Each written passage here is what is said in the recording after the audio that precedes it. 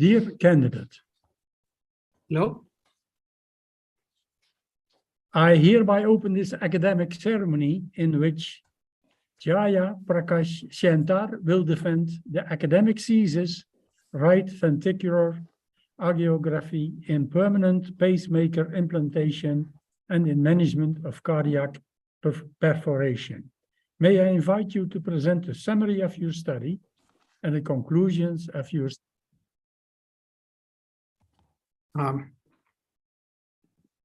Thank you, Honorable Prorector, highly esteemed opponents, revered supervisors, other dignitaries here, ladies, gentlemen, friends and family.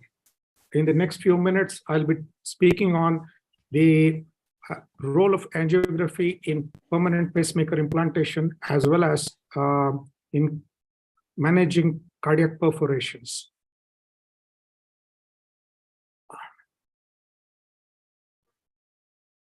Okay, so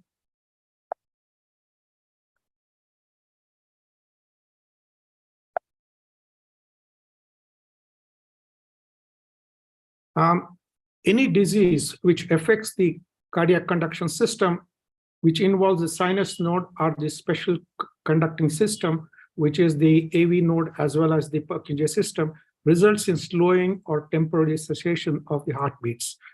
And this can result in symptoms such as either loss of consciousness or faint, breathlessness, or even death. The only treatment for this condition is implantation of a permanent pacemaker. The conditions which cause slowing of the heartbeats can occur both in patients with normal heartbeats or with abnormal hearts. It can happen both with children as well as adults. But by and large, almost 80% who require pacemakers are over the age of 65 years. The pacemaker is a small electronic device which has a battery and the leads which are implanted on the heart. Basically, the function of the pacemaker is to replace a missing heartbeat.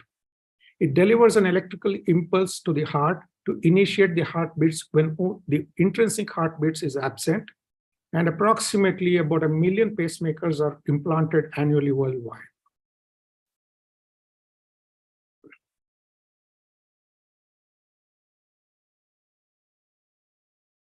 Sorry about that. Now, the normal electrical activation of the heart is from above downwards through the specialized conduction system, which activates the heart very quickly and rapidly and is very efficient in activating the heart uniformly. However, when a pacemaker is implanted, the lead is usually placed traditionally in the apex of the right lower chamber, which is the right ventricle, because of its stability and the ease of approach. However, this placement and activation of the apex of the heart results in reversal of activation. And unlike the normal conducting system, the activation is muscle to muscle, which is rather inefficient in conduction.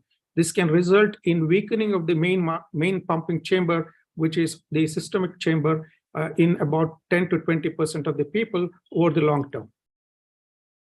Because of this, alternate site pacing has been explored to try to mimic the normal activation of the heart. And this includes the right ventricular outflow tract, the high septum, the mid septum, as you can see here, which is the most favored site, and also the specialized conducting system, which is the His bundle as well as the left bundle. However, His bundle and left bundle pacing is usually done by the electrophysiologist, and we are not going to consider this as a part of the study because it requires special equipment. We favor the right ventricular mid-septum in adults or mid-high septum in children because of the ease of approach of placing the lead in this area. Not only that, the mid-septum is favored because of the trabeculae. We can anchor the lead very efficiently and safely here without the worry of dislodgement. We also have less complications such as perforation when we place the lead in the mid-septum. However, the leads, though there are short-term benefits of pacing using hemodynamic parameters and the ECG, which has a narrower QRS complex, the studies of medium and long-term comparing right ventricular mid-septal pacing to apical pacing have been rather equivocal. The biggest drawbacks of these studies have been rather inaccurate and non-validated placement of leads in the mid-septal region. There are various studies which have looked at the mid-septal pacing using fluoroscopy, because most of these studies were done using fluoroscopy, which is just basically shows the heart as a silhouette in 2 dimensions and cannot identify the more complex interior anatomy of the right ventricle, which is more like a cone with a lot of trabeculations. Now, the studies have looked at the placement of right ventricular mid-septal leads using fluoroscopy, and it was found that only about 40 to 50% of these leads were in the mid-septum. And in fact, almost a third or more of them were in the anterior wall, which is a bad place to pace because this causes more ventricular dysfunction in patients. So the implant rate success with fluoroscopy has been rather dismal. Now, one of the things that we try to look at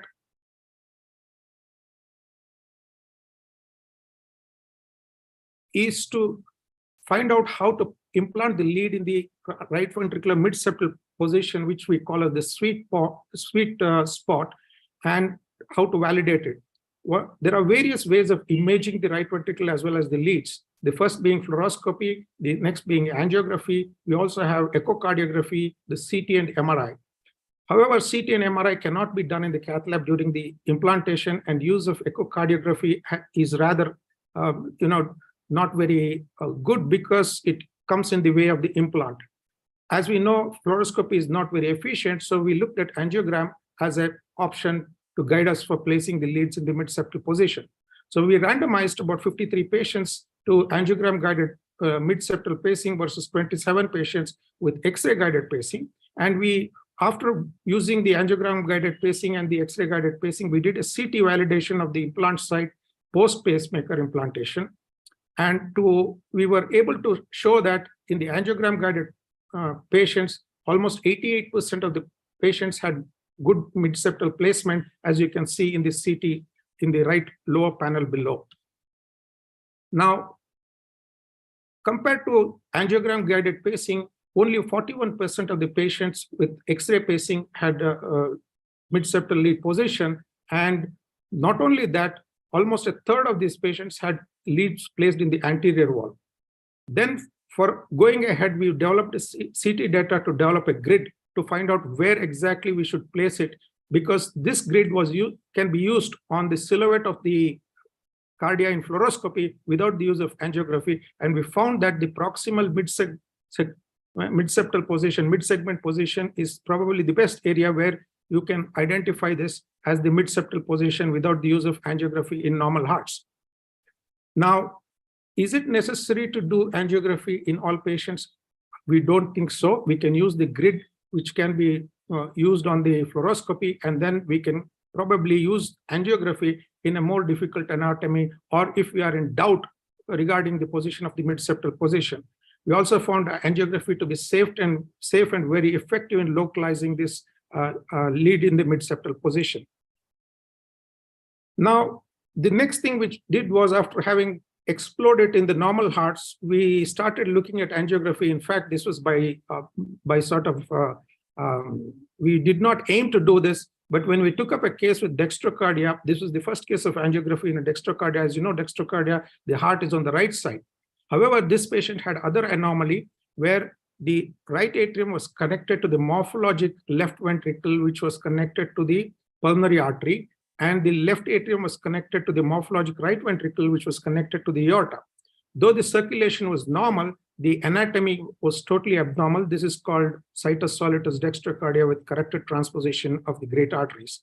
The placement of the leads, when we first placed the leads in the AP position, we thought we had a good position, but when we looked at it in right anterior and left anterior oblique views, we were suspicious that the lead might have been in the lateral wall.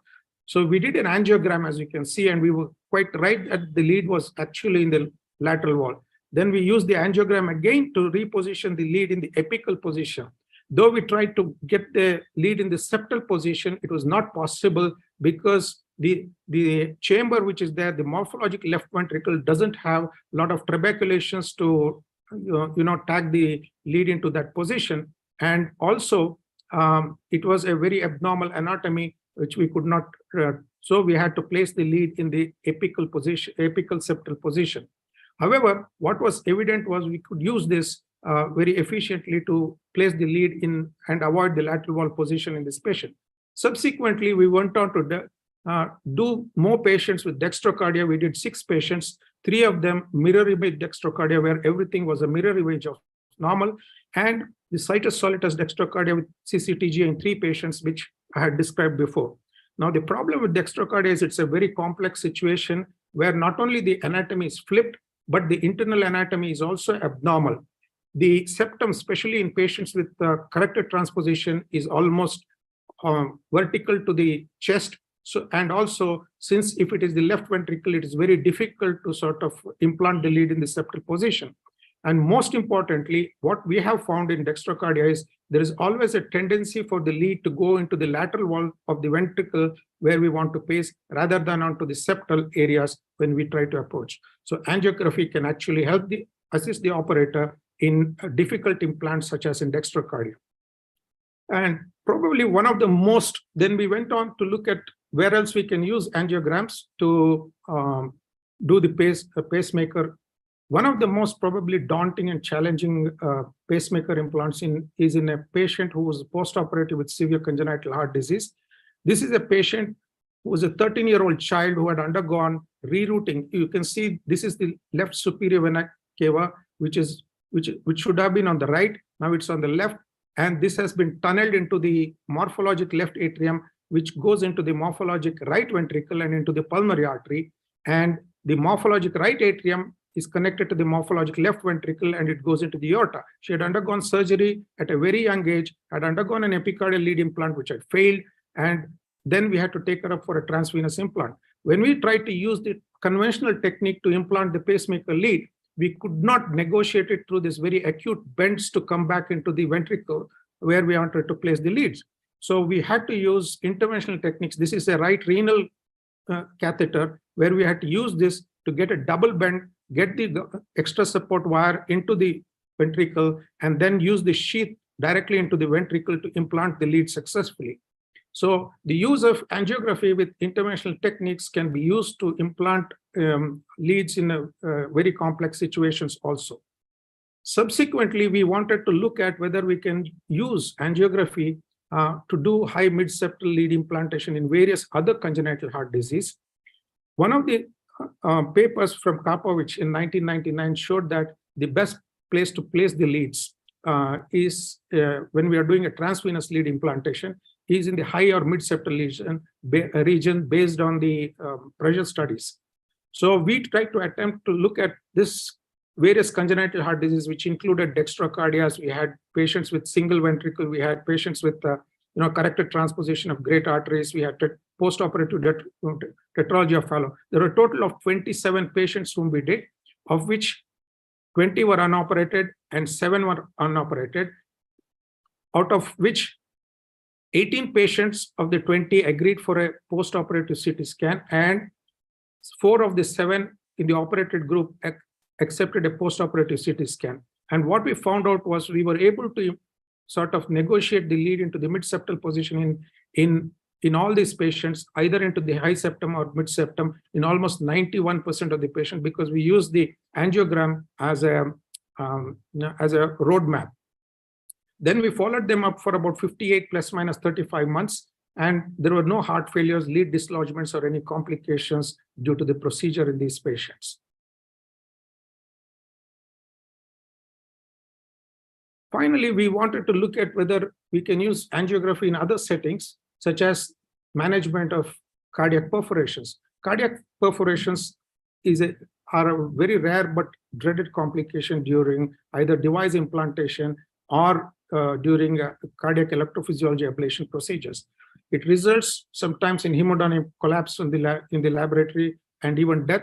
And in those patients who do not die, it results in extended hospital stays and increased morbidity and mortality, especially if they undergo surgeries. If there is a hemodynamic compromise, they require urgent intervention, and CT is considered a gold standard. However, there are certain drawbacks of CT scans. CT scans cannot be done in the acute setting in the cath lab, and we have to shift the patient out, which may not be very ideal in an acute situation. Second, the lead tips throw a stick artifact, which makes it very difficult for us to accurately identify the site of perforation. Three, when the patient has a perforation, we are not able to, when we withdraw the lead or the device, we are not able to demonstrate whether the hole has closed, whether the leak is closed. So these are all the drawbacks with CT. With angiography, we had a case series. This was from 3 hospitals. One was mine, the other one was UCLA, and the third was from Delhi. We looked at our own series with, we were all doing angiography in these cases. And what we found out was, this is one of my cases where this hypertrophic cardiomyopathy, 13 months post-implant, came with recurrent, hemorrhagic pericardial effusions. And we left the right ventricular angiography, we found no perforation. But when we did the atrial appendage angiography, we found a leak from the tip. So we took out the lead, and when we found that the lead, immediately after taking out the lead, also the perforation, there was a leak into the pericardium. We waited for about 20 minutes, and then we moved the lead to another position and redid the angiogram, and we found that the leak had closed. And over a course of past 12 months, he has not come back for any further procedure like a pericardial drainage. This is another case which was from my colleague from Delhi, where they were doing an ablation in arrhythmogenic RV dysplasia. They did an epicardial ablation, and they found that the sheath had gone into the right ventricle from the epicardial space. So immediately they did an angiogram, found the site of perforation, and they could use 2 devices, occluded devices, to close the perforation and thus avoid surgery. So angiography is quite useful in acute settings. It reveals active leaks, demonstrates the site of perforation very accurately. It also tells us whether the leaks have blocked off or closed off. It also helps us to use interventional techniques and avoid surgery, and probably it is more accurate than CT. This is a small number, we know, but there are very few reports of this, and probably in future, more of these patients can be helped by angiography in the management of their condition. What is the impact of research? Majority of the pacemaker implants are performed by non-electrophysiologists, and they need to place the leads in a position which does not require too much of EP knowledge as well as equipment. Angiography can be incorporated to perform RV mid-septal pacing in these patients very easily, because most cath labs have an angiographic equipment.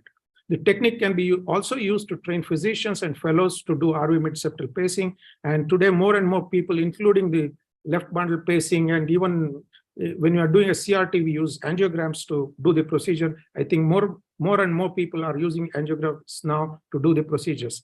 And this is probably going to be more helpful in complex congenital heart disease or in those with anatomical distortion, and they stand to gain from improved outcomes over long term. And angiograms are also useful in the management of cardiac perforations to avoid cardiac surgeries. And in conclusion, please make it short. Yeah, accurate and reproducible placement of RV mid-septal pacing is crucial for optimal physiological response. Fluoroscopy has its limitations, as explained prior. Angiography is safe, practical, and readily available in every cath lab, and can be used for RV mid-septal pacing, and is helpful in complex anatomies, and is also useful in managing cardiac perforation.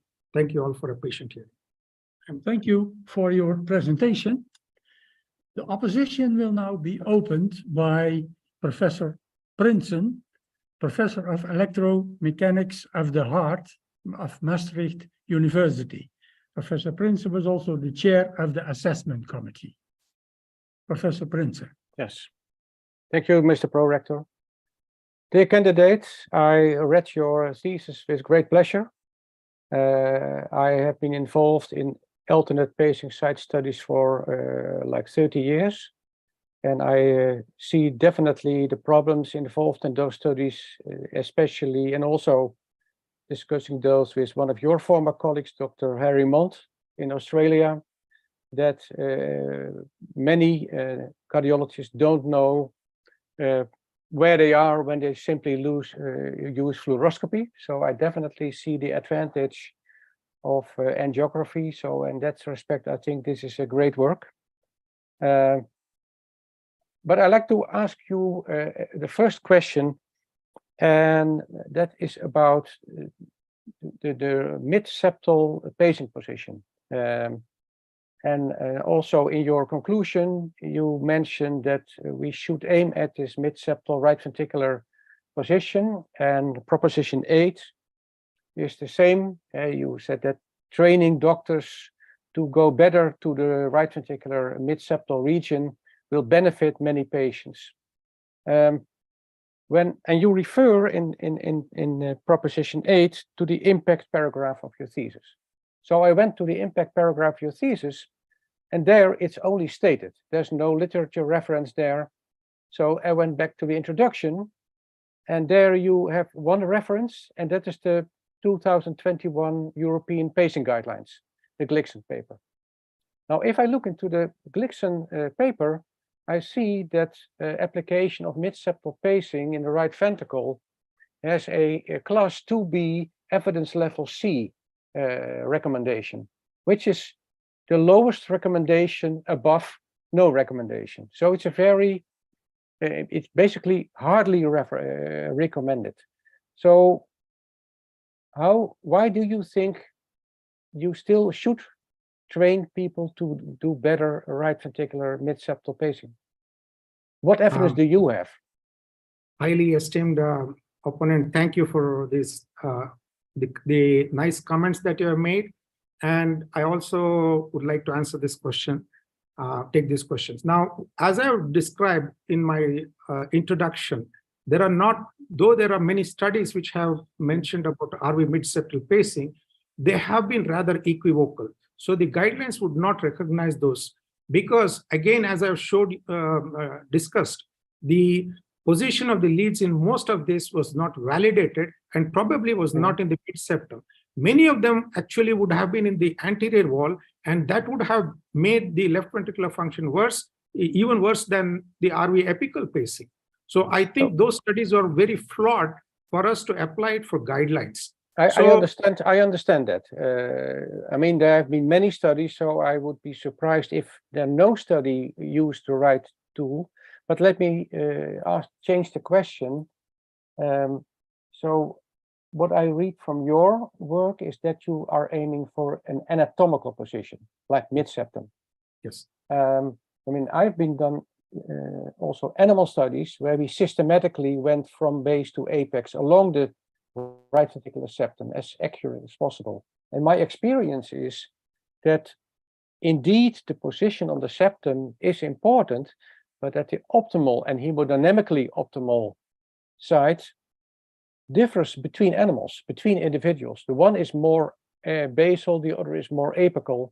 So do you think that checking that position, for example, by measuring QRS duration, is important, and maybe is that paced QRS duration even more important than an exact mid-septal position? See, we have, if you look at my paper, the QRS duration was much shorter in the RV mid-septal pacing in our paper than the RV apical, the pacing from using fluoroscopy. And did you aim at the shortest QRS duration in those cases, or just by accident? No, we all, whenever, most of the time, as you can, as you know, when we go more proximal, and that's true even in left bundle area pacing or left bundle, you see, even when they did conduction system pacing, they started with his bundle pacing, then they moved to selective left bundle pacing, and finally now they have moved to left bundle area pacing. So they have now become more anatomical rather than physiologically placing it to the, because of the difficulty in going to the conduction system, which requires a lot of effort. Well, it was my experience in those studies that while exploring many right ventricular septum positions, I also, and maybe I was the first to do so 20 years ago, to penetrate with a lead to the left side of the septum. And it was amazing, the big difference and the big benefit of going to the left side of the septum, that while there was some variation on the right side, all the left ventricular sides were like almost normal behavior. So I do think there is a benefit of going to the left side. I understand the technical limitations and the training effect of that. On the other hand, I think that it's good training for right ventricular septal sites may just be as difficult as going to the left ventricular side. And interestingly, you say the conduction system pacing is performed by electrophysiologist. The person who really brought the conduction system pacing into the attention, you may know Dr. Hu Wang from China, and he is an interventional cardiologist. So it's not just the electrophysiologist in that area, I think. See, most of it is not always everywhere place in the world that it is the electrophysiologist who does the pacing. In fact, my country, probably a very small number of people do conduction system pacing, or in Southeast Asia. But Wang has been doing only pacing for a long time.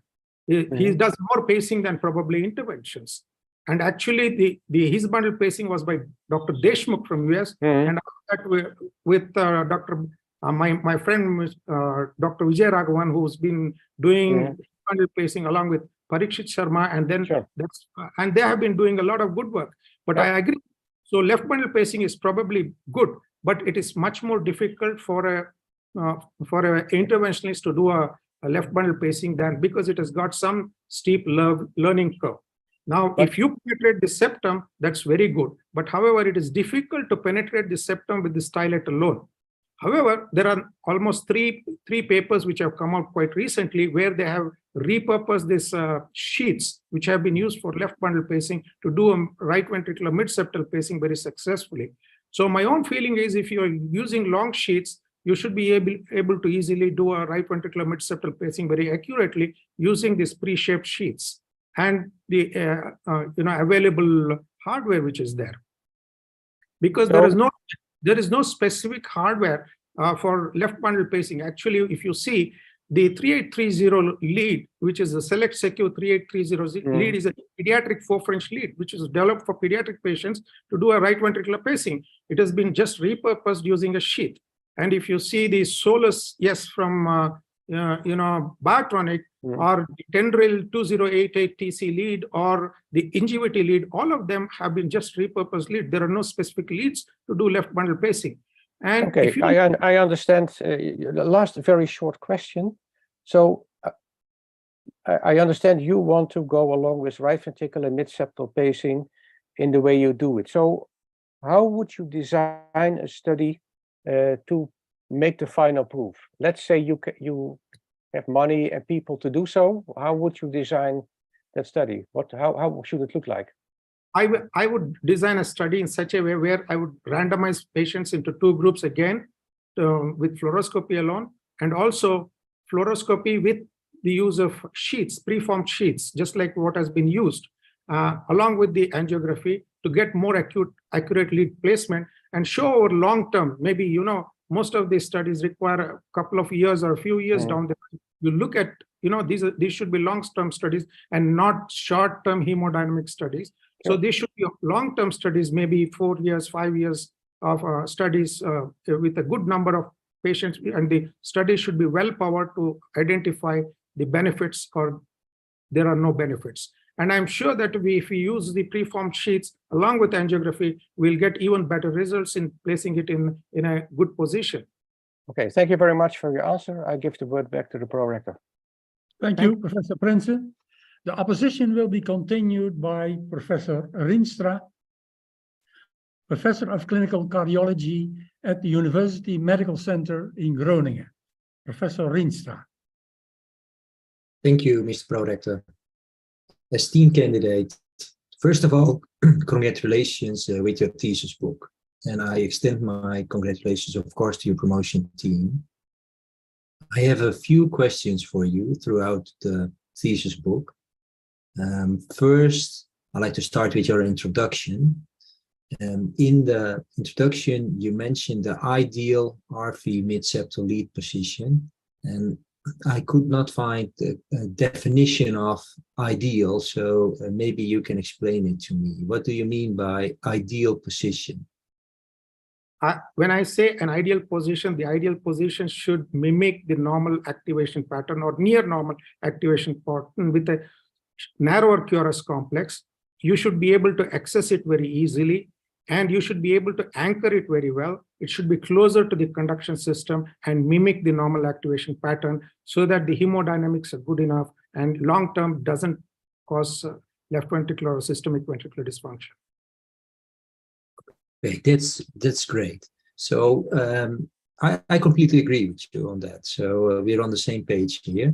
But then you predominantly focus on imaging ways to find that ideal position. And I hear you say that the ideal position also considers a small QRS, but you're not considering doing EKG monitoring or an EP system, EP.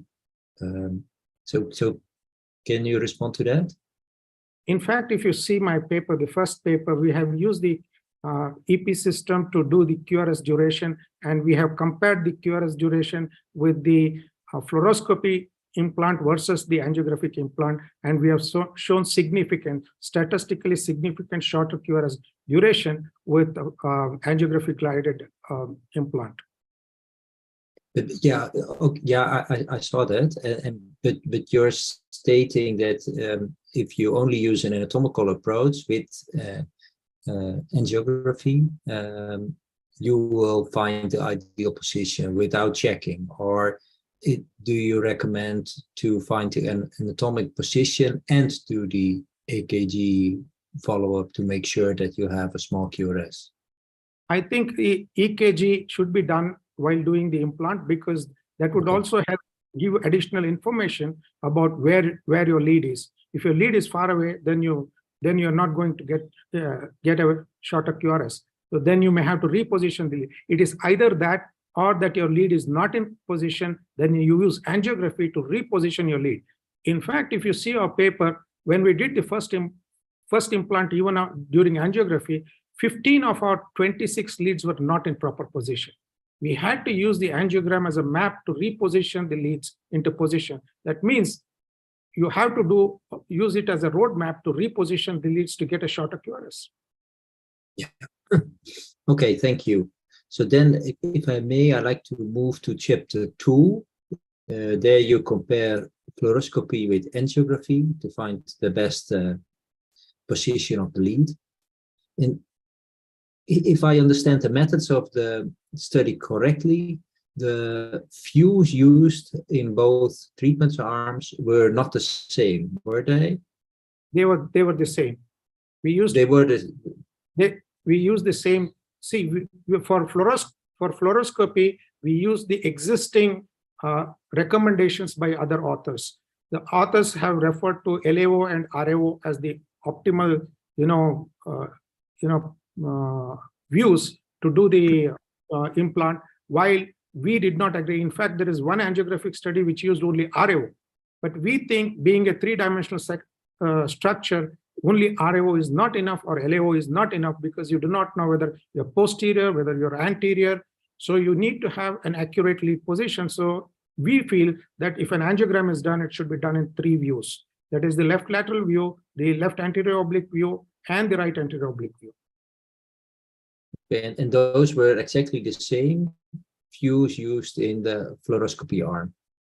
No, the fluoroscopy arm, we used only 2 views, which is the right anterior oblique and left anterior oblique views, which were described in the literature. So I always, if I do randomized controlled trials, I try to have one thing different in both treatment arms. And here I thought that the main difference between the treatment arms, as you designed the study, was the use of fluoroscopy versus the use of angiography. But I hear you say that also the views used to study the lead position were somewhat different. May that also have been of influence of finding the ideal position? it is quite possible that it is difficult to do it only in 2 views. So we suggest 3 views, even if you're going to do it without fluoroscopy. That's why we have described the grid where we have to use the 3 views when you're going to do the implant. So in future, if you're going to do the implant, you have to use fluoroscopically also 3 views to get the leading position. Okay, thank you. And then I'm not Elias, sure if thank you for your kind words and your questions. Yeah, sure, thank you. Am I allowed to do another question? Absolutely. Absolutely, okay. So then I'd like to ask you something about your chapter 7. There you describe 6 cases of cardiac perforation during pacemaker implant. You found that RV angiography was helpful. That's of course terrific, but to get a recommendation in the guidelines that everybody should use for a potential cardiac perforation to use angiography, you probably need more evidence. Can you think of a study that you would design in the situation that you have all the time of the world, you have all the funds that are needed? What would be our study then to provide the evidence to really get a recommendation to start using angiography to find cardiac perforations? The first thing probably which we should look at is to find out what is the number needed for 80% power. Then look at the number whether we can produce that much, those many cases. Now, you have to realize cardiac perforation is an acute situation. And if we have to design a study, it has to be a large multi-center study, because cardiac perforations do not happen every day. It probably happens maybe once in a blue moon, but when it happens, it takes you by surprise. So this case series probably opens eyes as to how you can do it in a different manner rather than panicking and sending these patients suddenly for surgery. So if you are able to do an angiogram and find out that the leak has stopped and you're able to aspirate the pericardium and you're fine, that should be okay. But doing a double-blind randomized study would be very difficult in cardiac perforations, I think. I agree on that, but do you have a suggestion what then could be an option to get the evidence? Yeah, do more case series. Yeah, so we should probably put in more case series from different centers to just make it a larger study, so that it has enough volume to say that, look, like-minded people, because these 3 centers, the UCLA and one from Delhi and me, we were all talking and we started putting together our cases where we had complications basically, and we were discussing complications and how we managed it, and that's how we got into this paper. Okay, thank you very much for your answers, and I give the word back to the pro-rector. Thank you, Professor Rienstra. The opposition will be continued by Professor Maassen, Professor of Cardiothoracic Surgery at the Maastricht University Medical Center. Professor Maassen.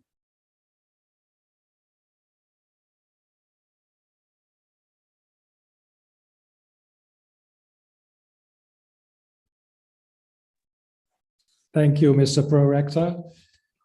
And dear candidates, I would like to continue discussion of Professor Rienstra, but first I want to congratulate you with all the work.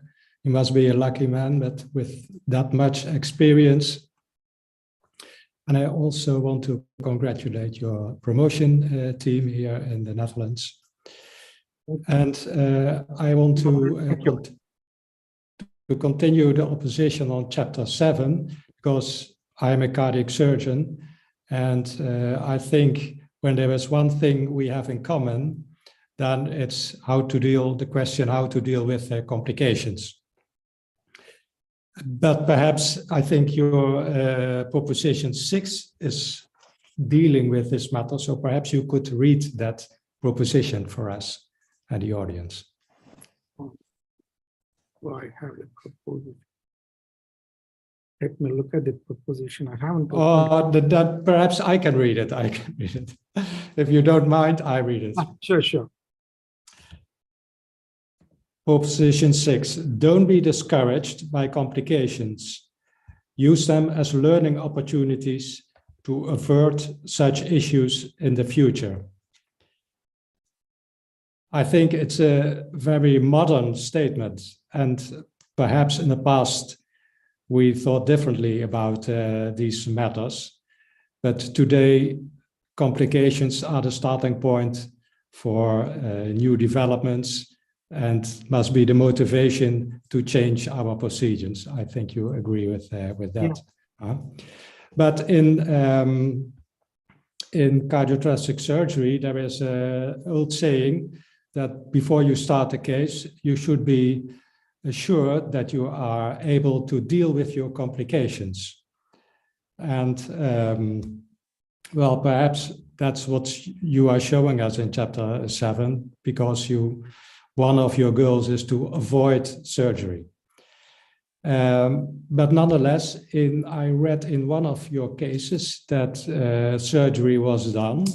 So I wondered whether there is always backup in your center or in the other centers in India when implanting a pacemaker. We don't have the surgical backup immediately. Most of it is done by electrophysiologist in my unit, but the cardiac surgical suite is just next to our cath lab. So the surgeon is there immediately to come in and open the chest if necessary. The one which has been referred to was done in UCLA. They tried to stop it, but they could not, and they had to send the patient eventually for surgery. But using angiography, they were able to identify. And you must agree with me, when you open the pericardium with a perforation, it's a bloody mess there. So you don't know where it is bleeding from.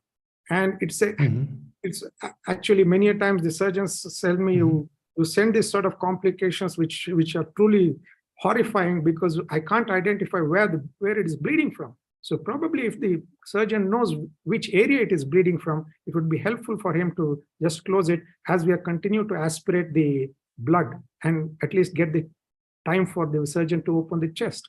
So that indicates the utility of angiogram in that case. I agree completely with you. But when I start reading the chapter, for me, it was difficult to understand things like the incidents, or I consider surgery or pericardiocentesis and medical management as the standard procedures for these kind of complications. But with only mentioning the 6 cases, I have no idea how many times in your hospital, for instance, pericardiocentesis or surgical interventions are the solution. Okay, now see, my center is a fairly large center. We have 7 cath labs. We have been doing, percutaneous mitral valvotomies for a long time. And doing the transeptal puncture, we have had many pericardial effusions, and, we are now quite geared up for that. Along with that, I do the epicardial ablations. So I puncture the normal pericardium very easily. So it's a talent which we have to learn to do the epicardial ablations. So it is not very difficult for us to get into the pericardium, whether it is a normal pericardium or whether there is some bleed inside.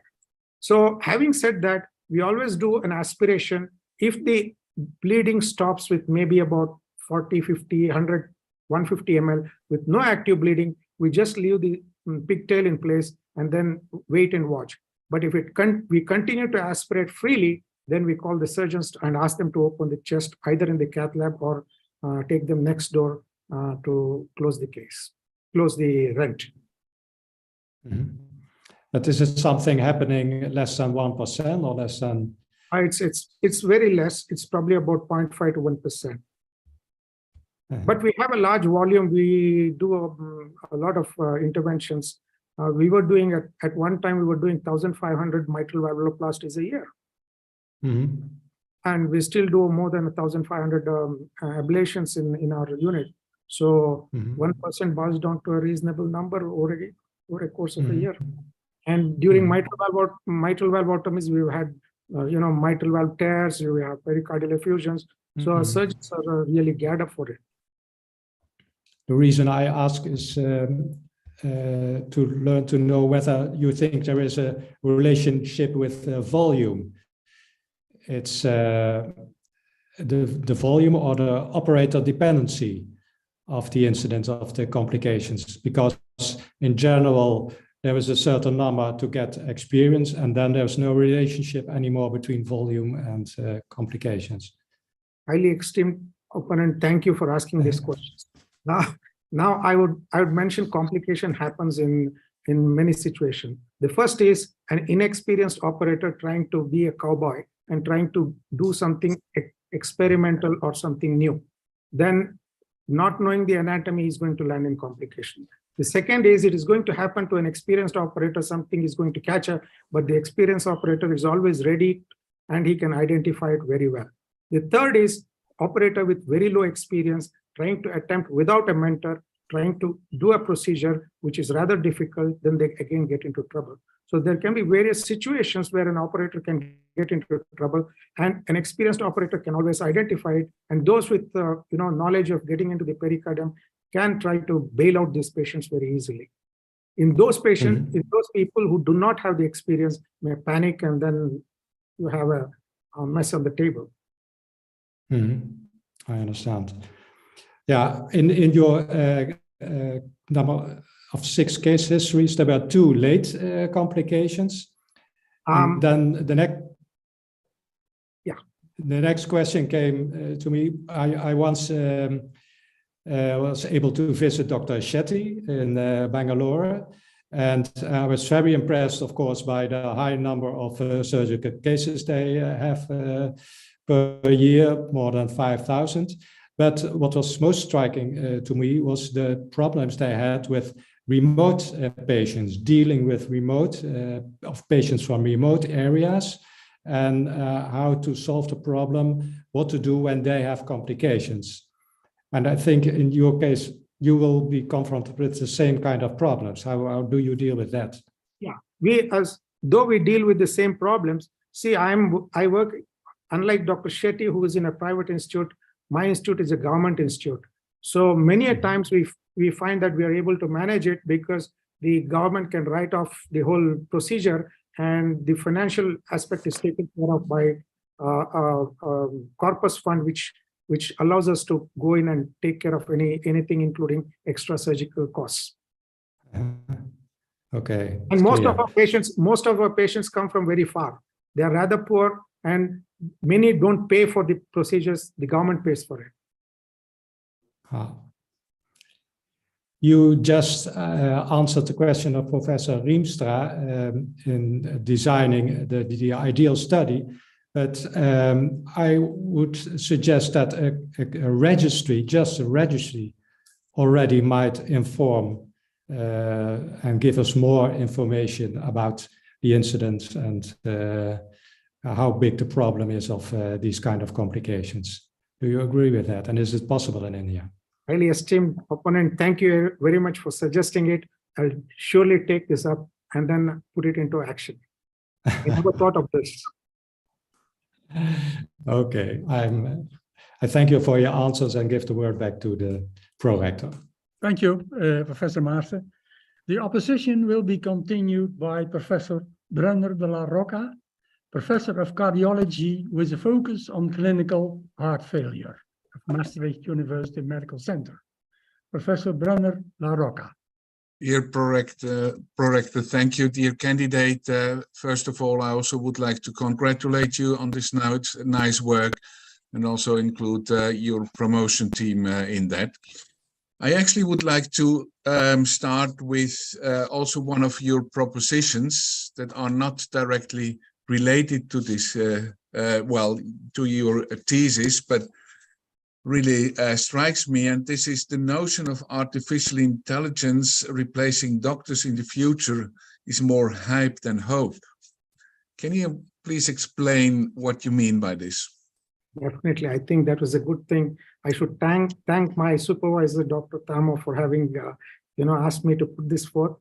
Artificial intelligence, see, medicine is an ever-changing science. So if you look at the present artificial intelligence, it requires large data sets to do repetitive jobs. So in medicine, the things are always changing. The rules are changing, the ethics are changing, because one has to look at the ethical part of the artificial intelligence. If something happens to a patient, when an artificial intelligence treats it, who's going to be responsible? Is it the doctor or is it the artificial intelligence? And also, when you look at, have you fed enough data sets into that to identify the problem?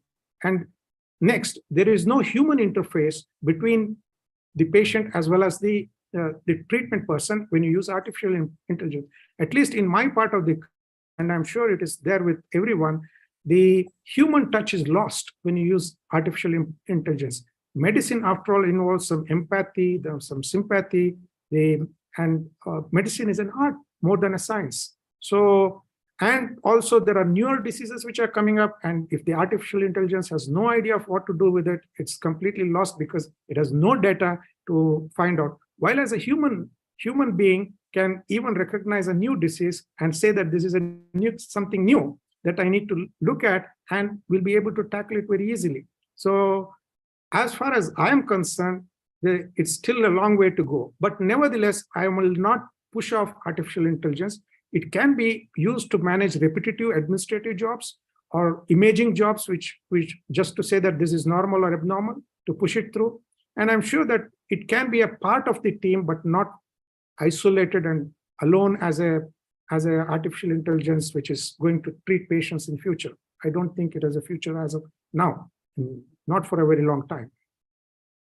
Well, I agree with some parts what you're saying, but not completely. But of course, we can have a very long discussion on that. I see it a little bit more optimistic. And to be honest, I mean, often if there is something new, we just do something. And we have often good excuses when it goes wrong. And we don't accept that with others. But that's a different discussion. I would also like to go back to chapter 2 of your thesis, because there is something I'm missing in your discussion. And this is how you see potential negative effects of performing angiography. You're using contrast, you're spending more time on it, you have more radiation. So how do you see potential side effects of using angiography in guiding, pacing in this regard? I think more than anything else, angiography has been used for decades now to study the anatomy, whether it's the coronary angiogram or the ventricular angiogram. It has taught us a lot, and it has been found to be very safe in all sorts of patients, including congenital heart disease. This is only a problem if the patient has renal failure or allergic to the contrast. Otherwise, it has been proved, it has got a long-term, a long run of safety in performing in its safety profile. Having said that, if you see the difference between, in my study, the difference between the angiographic group and the fluoroscopic group is about 7 minutes versus about 14 minutes or so between the two groups. So that much fluoroscopy or this thing is not going to make a big difference to the patient. In fact, instead of doing multiple CTs or multiple other procedures, which can give you more radiation, angiogram should be quite good enough, even in patients with congenital heart disease, where you don't need to do a CT scan again and again, especially. This is more true in patients who are with congenital heart disease, who require more procedure using fluoroscopy. I think it's got it's not very detrimental. It's quite safe, as long as you treat them well. But particularly in chapter 2, you're actually dealing with patients that, generally speaking, have a low risk also related to right ventricular pacing. So I think I fully agree with you that in patients where you have heart disease, compared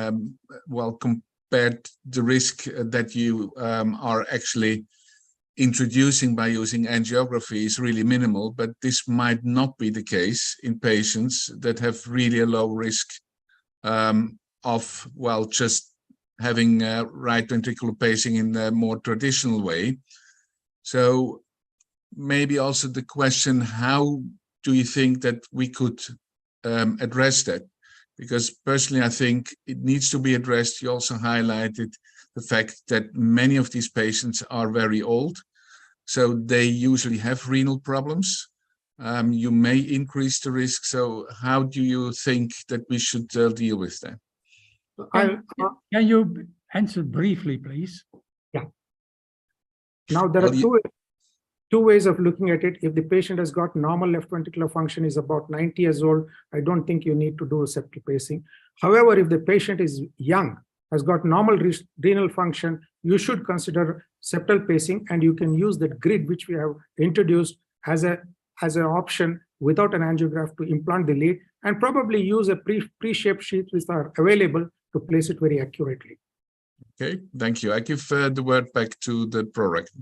Thank you, Professor Brunner Rocca. The opposition will be continued by Dr. Leurmans. Dr. Leurmans is electrophysiologist with attention to the area of pacing and bosom fibrillations. Dr. Leurmans.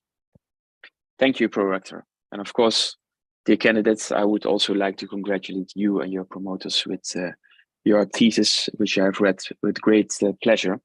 And I want to discuss with you about placing leads in mid-RV septal position.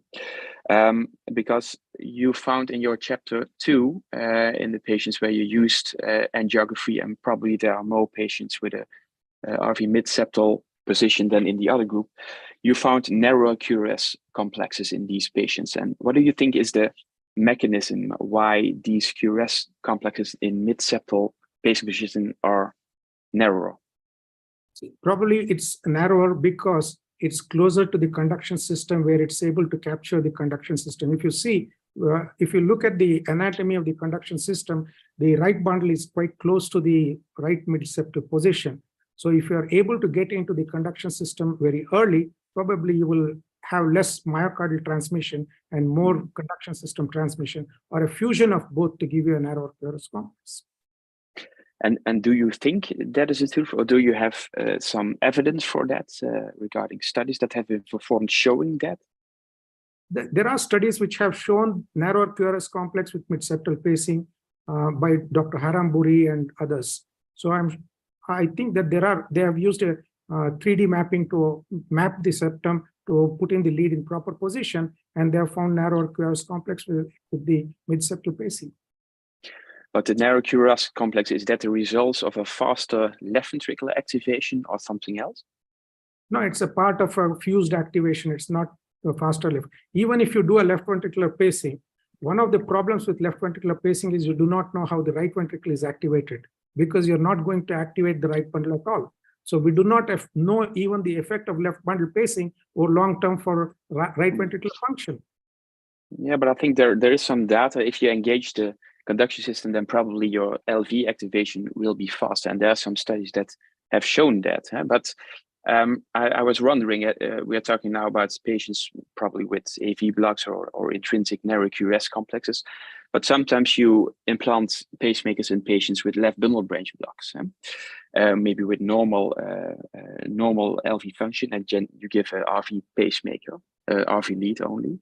And then what do you think will happen if you implant the lead in RV mid-septal position as opposed to RV apical position in patients with a complete left bundle branch block? Because then you engage the conduction system, but it's blocked at the left side. What will then happen with the QRS duration, do you think? No, if it's only left bundle branch block without a complete AV block, I would not put a lead in the left in the RV septum.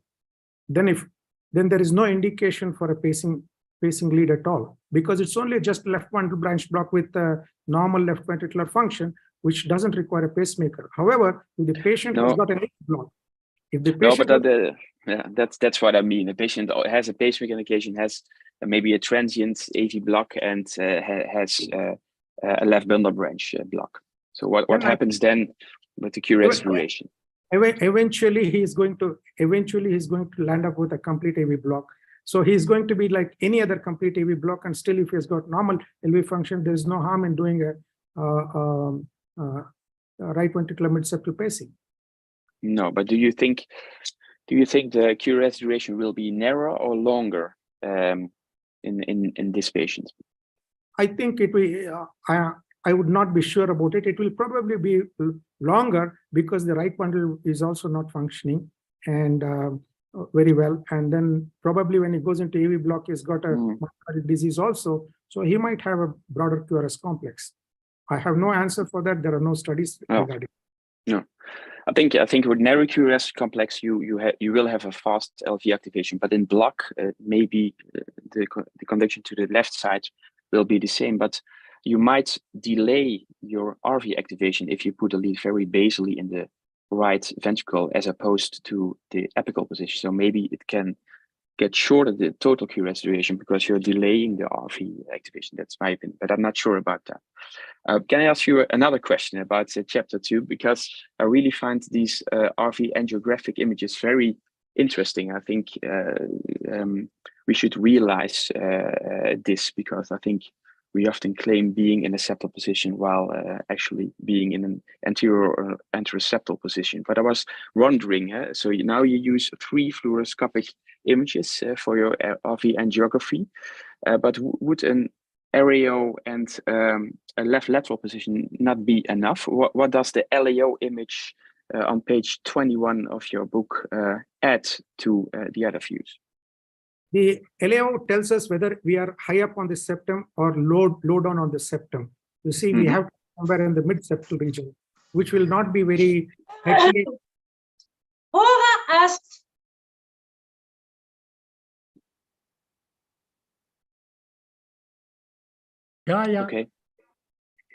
Jayaprakash Shenthar. The time appointed for defending your thesis has passed. The degree committee will now withdraw to discuss the quality of your thesis and your defense.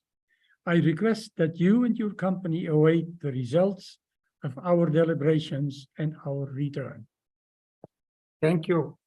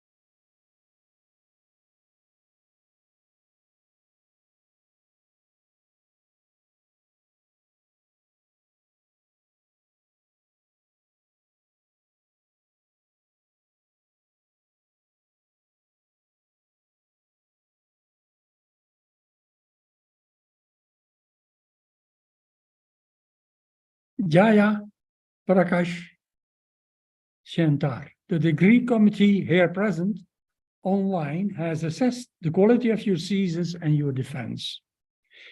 In view of its positive verdict and taking into account your previous qualifications, the degree committee has decided to grant you the degree of doctor. Professor Delhaas is authorized to confer upon you this academic distinction in accordance with Dutch university custom. I invite your supervisor to now take the floor. Dear candidate, before we can continue to confer upon you the degree of doctor, you first have to answer the following question. Do you promise to work in accordance with the principles of scientific integrity at all times, to be careful and honest, transparent, independent, and responsible? I promise. Then, by the authority vested in us by law and in conformity with the decision of the committee here present online, I hereby confer upon you, Jayaprakash Shenthar, the degree of doctor and grant you all rights attached by custom and law. As evidence of this, you will soon receive the degree certificate signed by the director, the secretary, and the supervisor affixed with the official seal of the university, as shown now by the beadle. Thank you. Thank you.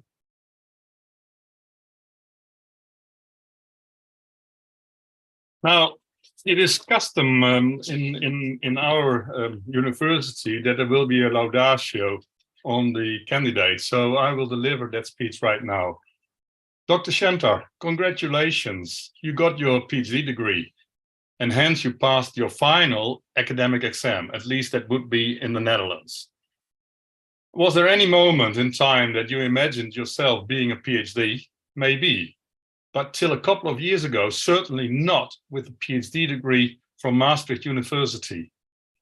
It was during my visit to Narayana Institute of Cardiac Sciences in Bengaluru that Shyam, who is obviously in the online public, introduced me to you at the Sri Jayadeva Institute of Cardiovascular Sciences and Research. And I have special memories related to that first visit. First of all, it was my first and last motorcycle trip in Bengaluru. Moreover, it was a trip as a passenger, which I had never done before and will never do it afterwards. But most and moreover, it was without wearing a helmet. And how comes that when abroad, one's rules related to the dealing with risk do change? Is it the exciting environment? Is it because hardly anyone seems to be careless and doesn't stick to European safety rules? But anyhow, I survived as evidenced by today's talk. But what me impressed the most was what came to me while you showed me around in your hospital. People that haven't been to India cannot imagine how many is. In India, everything goes by the number. Even if a disorder has an incidence of 1 out of million, there will already be 1,000 Indian people with that disorder. Now imagine cardiac problems with their high incidence. My respect for the people working at your institute grew by the minute.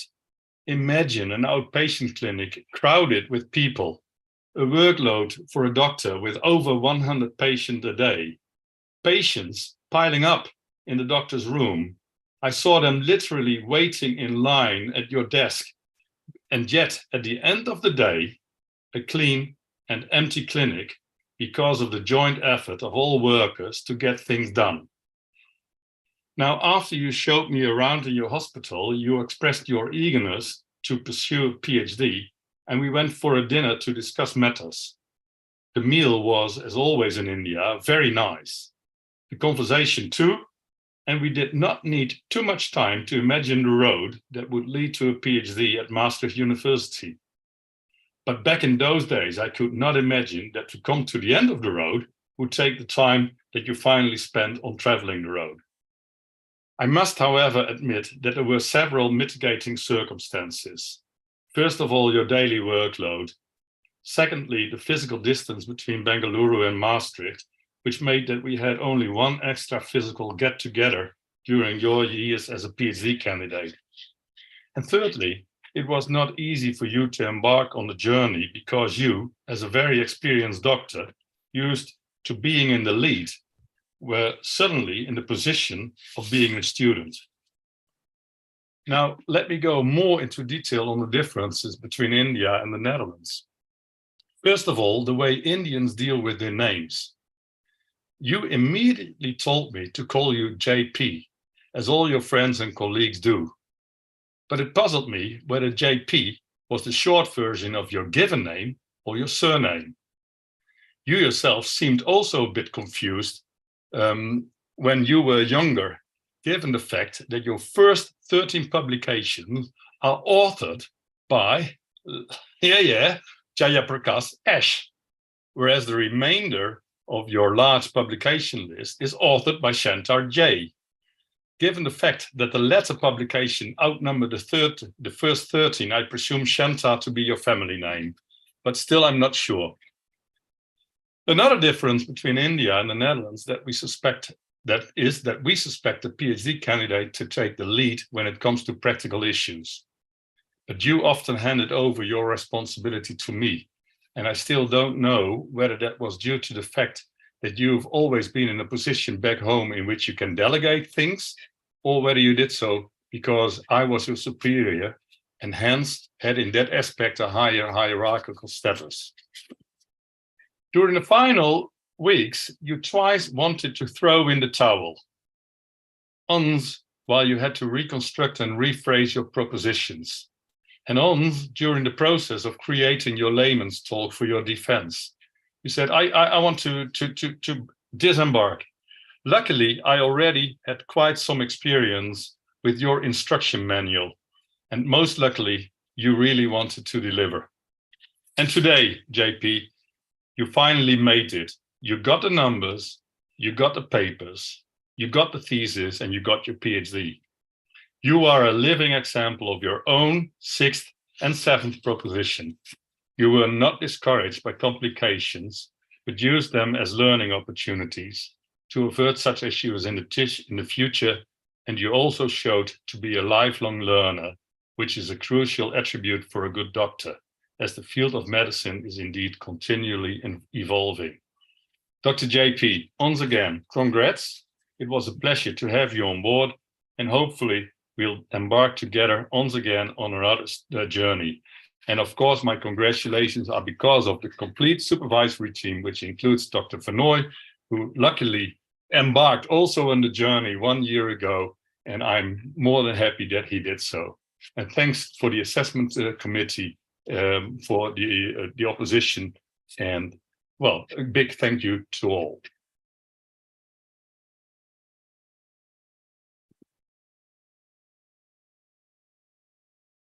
Dear Dr. Jayaprakash Shenthar, also on behalf of the Maastricht University, I congratulate you with the degree you have acquired.